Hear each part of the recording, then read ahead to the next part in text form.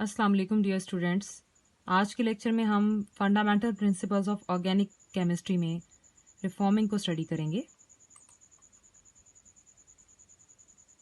Reforming of petroleum basically reforming एक ऐसा process है जिसमें आप फ्यूल की क्वालिटी या उसकी रेटिंग को इम्प्रूव करते हैं। जैसे कि आपने प्रीवियस लेक्चर्स में पढ़ा कि पेट्रोलियम ऑर्गेनिक कंपाउंड का एक सोर्स है, और लास्ट लेक्चर के अंदर आपने देखा कि पेट्रोलियम को जब फ्रैक्शनल डिस्टिलेशन की टेक्निक से गुजारते हैं तो इससे बहुत सारी फ्रैक्शंस हासिल होती हैं, जिसमें से एक फ्रैक्शन है गैसोलीन। अमूमन क्या होता है कि पेट्रोलियम से हासिल होने वाली गैसोलीन की फ्रैक्शन जो हाईली डिज़ायरेबल होती है, ये अच्छी क्वालिटी की नहीं होती। इसकी क्वालिटी को इम्प्रूव करने के लिए हम रिफॉर्मिंग को स्टडी करेंगे। ये जो गैसोलीन है, इसके बारे में आप बखूबी जानते हैं कि ये as a motor fuel use होती है और हर किस्म के ऑटोमोबाइल्स में इसका इस्तेमाल होता है। और तमाम ऑटोमोबाइल्स के अंदर इंटरनल कंबशन इंजन्स होते हैं जिनमें ये बर्न होती है, यानी फ्यूल बर्न होता है गैसोलीन। अब ये अगर अच्छी क्वालिटी का नहीं है तो ये एक प्रॉब्लम क्रिएट करता है इंजन्स के अंदर, जिसे कहते हैं नॉकिंग। नॉकिंग क्या है? नॉकिंग बड़ी ही इंपॉर्टेंट टर्म है। Let's see, when a bad quality fuel Burns in an automobile engine, combustion can be initiated before the spark plug fires. This produces a sharp metallic sound which is called knocking. Knocking एक ऐसा phenomena है कि जब आप किसी भी engine में bad quality का फ्यूल पोर करते हैं और वो बर्न करता है, तो इंजन के अंदर एक बेसिकली फिनोमेना होता है जो भी आप आगे जाकर देखेंगे कि उसमें एक स्पार्क प्लग होता है। स्पार्क प्लग, इसका काम होता है आग लगाना। तो ये कंबशन के प्रोसेस को इनिशिएट करता है। लेकिन अगर अच्छी क्वालिटी का फ्यूल नहीं है तो कंबशन स्पार्क प्लग के फायर करने से पहले ही शुरू हो जाती है, जिसकी बदौलत एक शार्प किस्म की मेटालिक साउंड सुनाई देती है, जिसे नॉकिंग कहते हैं। इसका नुकसान क्या है? इसका एक डिसएडवांटेज है कि it reduces the efficiency of engine. ये इंजन की एफिशिएंसी को मुतासिर करता है, इसे नुकसान पहुंचाता है। अब हम आगे नेक्स्ट देखेंगे कि इंटरनल कंबशन इंजन के अंदर ये वर्किंग होती कैसे है और ये नॉकिंग का फिनोमेना उसमें कैसे प्रोड्यूस होता है। ये बेसिकली इंजन के अंदर होने वाले साइकिल्स हैं। किसी भी इंजन के अंदर 4 किस्म के स्ट्रोक्स होते हैं। पहला स्ट्रोक अंडरस्टैंड करने से पहले आप इसकी डायग्राम को देखें, जिसमें सबसे टॉप पर इनटेक वॉल है। ये इनटेक वॉल है वाइट कलर की, और जैसे ही इसे नीचे पुश किया गया है तो एक पैसेज ओपन हो चुका है जहां से एयर और फ्यूल का मिक्सचर इंट्रोड्यूस किया जाता है। और जिस चैम्बर में ये जाता है उस चैम्बर को कंबशन चैम्बर कहते हैं। कंबशन चैम्बर के साथ ही नीचे एक पिस्टन लगा हुआ है जो मूवेबल है, जो ऊपर और नीचे मूव करता है। इसके साथ एक कनेक्टिंग रॉड मौजूद है। कनेक्टिंग रॉड के साथ एक क्रैंक शैफ्ट लगी हुई है, यानी पिस्टन जैसे ही ऊपर और नीचे मूव करेगा उसकी मैकेनिकल एनर्जी वर्क में कन्वर्ट हो जाएगी, तो आपका जो व्हील है ऑटोमोबाइल का वो मूव करता है। सबसे टॉप पर सेंटर में स्पार्क प्लग है जिसका काम फायर करना है, स्पार्क प्रोवाइड करना है। इसके साथ ही राइट साइड पर एक और वाल्व लगी हुई है जिसे एग्जॉस्ट वाल्व कहते हैं। ये पहले स्ट्रोक के अंदर क्लोज होती है। फर्स्ट स्ट्रोक को इनटेक स्ट्रोक कहते हैं, जिसमें एयर और फ्यूल का मिक्सचर इस चैम्बर में इंट्रोड्यूस किया जाता है। सेकंड चैम्बर जैसे ही फ्यूल और एयर का मिक्सचर इंट्रोड्यूस हो जाता है, ये वाल्व बंद हो जाती है। दोनों वाल्व्स बंद रहती हैं। अब क्या होगा कि ये जो पिस्टन है स्लोली, जो पहले नीचे मूव कर रहा था, अब ऊपर मूव करना शुरू हो जाएगा, जिससे यहाँ पर मौजूद मिक्सचर एयर और फ्यूल का कंप्रेस होगा। और ये कंप्रेशन एक ख़ास लिमिट तक होता है। उस लिमिट पर पहुंचने पर जो स्पार्क प्लग है वो बेसिकली स्पार्क प्रोवाइड करता है। इस स्ट्रोक को हम कंप्रेशन स्ट्रोक कहते हैं, जहां एयर और फ्यूल का मिक्सचर कंप्रेस हो जाता है। आप देख सकते हैं पहले ये एक्सपेंड था, पिस्टन के ऊपर मूव करने से ये कंप्रेस हो गया।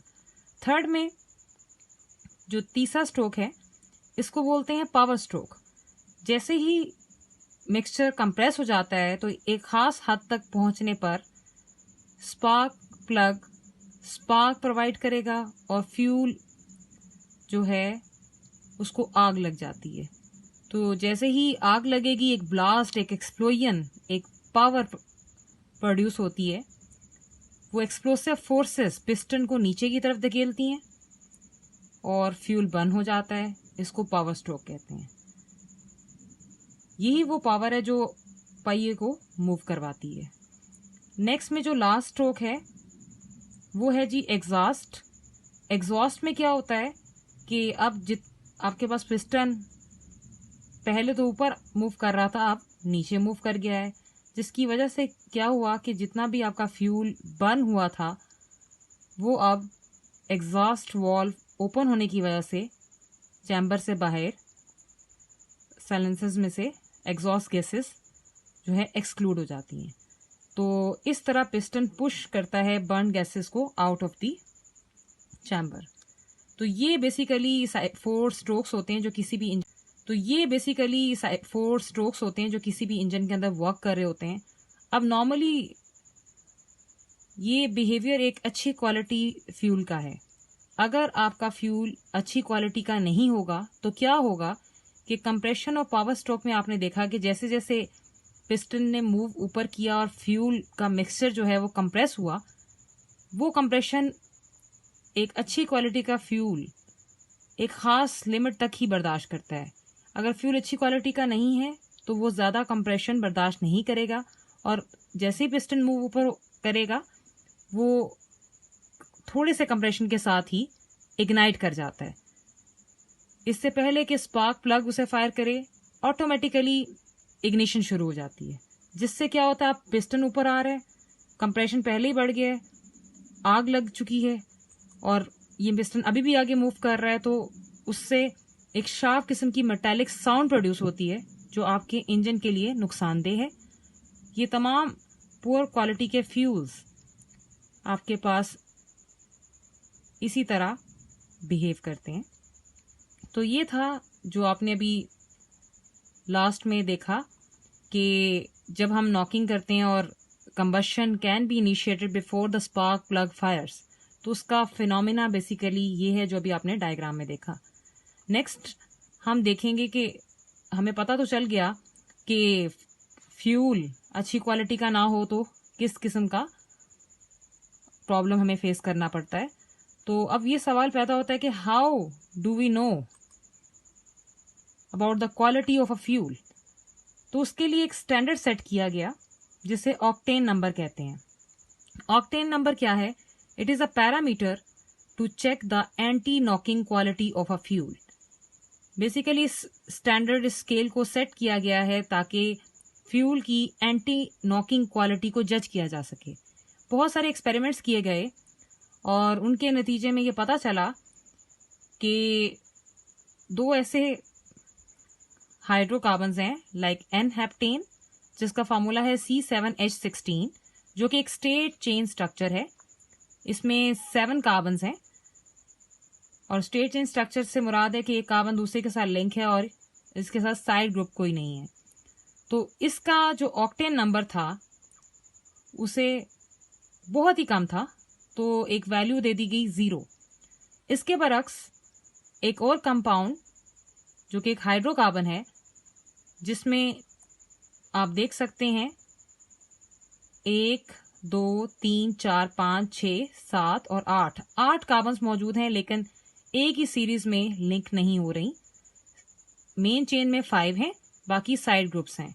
तो कोलेक्टिवली अगर हम इन्हें देखें तो ये 8 पर मुश्तमिल एक स्ट्रक्चर है जिसे ऑक्टेन कहेंगे। क्योंकि लिंकेज आपके पास सीरीज में नहीं है तो इसे हम ब्रांच स्ट्रक्चर कहते हैं।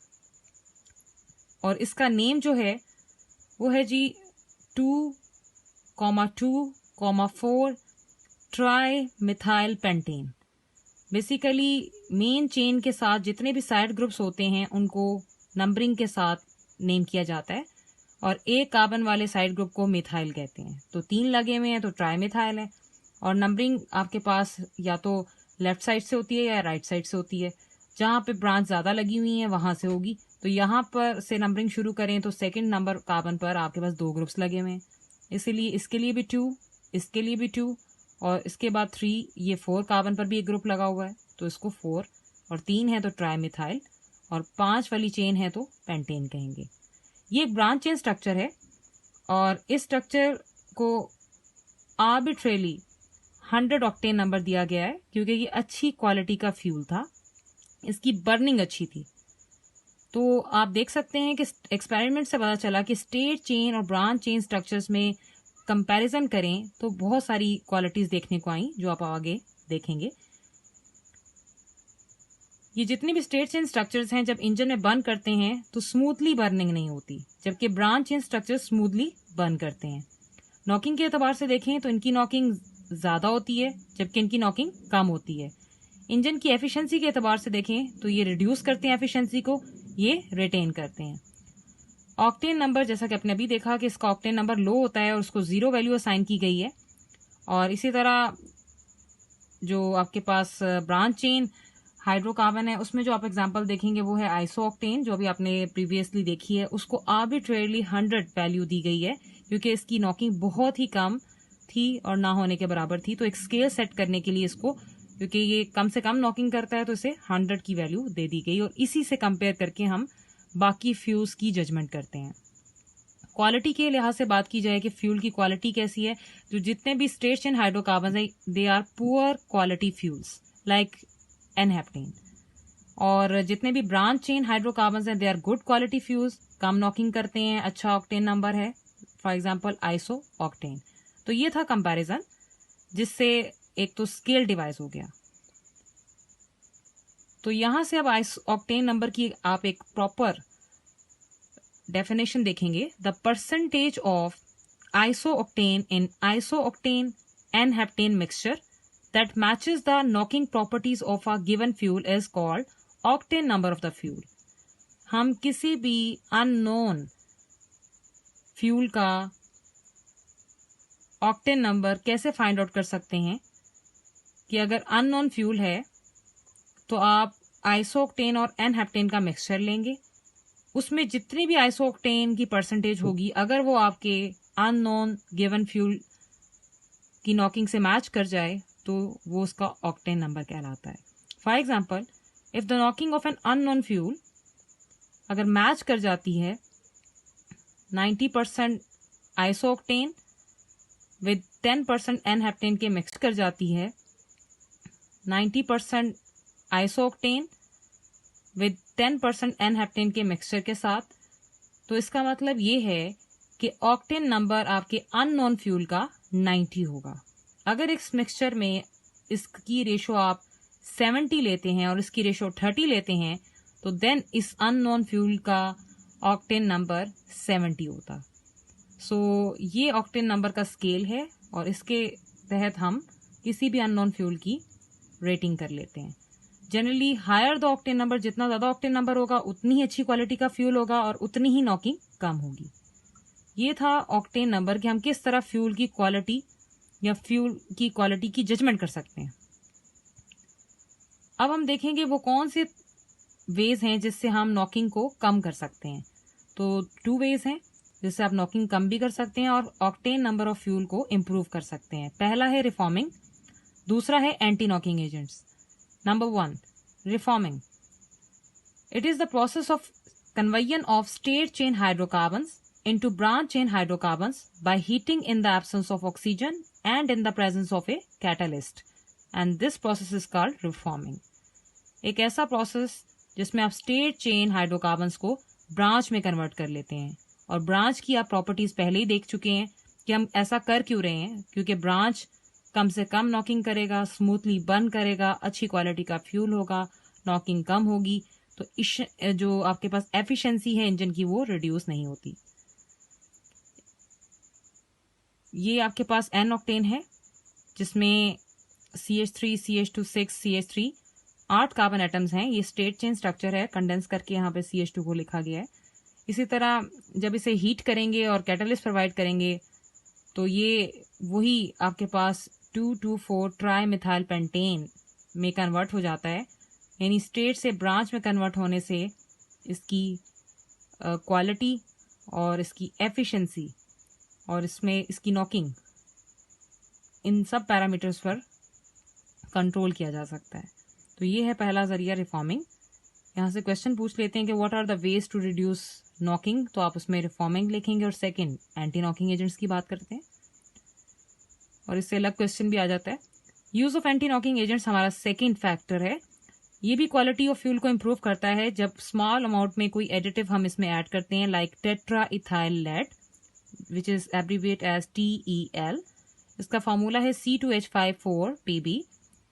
ये एक एफिशिएंट एंटी नॉकिंग एजेंट है। इसको आपने MCQ के लिए भी माइंड में रखना है।